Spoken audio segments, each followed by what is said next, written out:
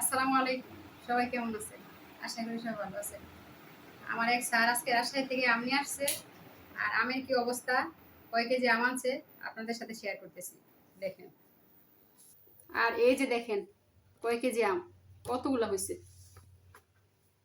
খাই নাই, খাওয়ার পরে বুঝবো কি অবস্থা আমের। আর সবগুলো মিলিয়ে দেখেন আমার এক খাসি আম। এই যে দেখেন কত আম, মানুষ 4 জন, খাবো কিভাবে এত আম। আপনারা আসেন, খেয়ে যান।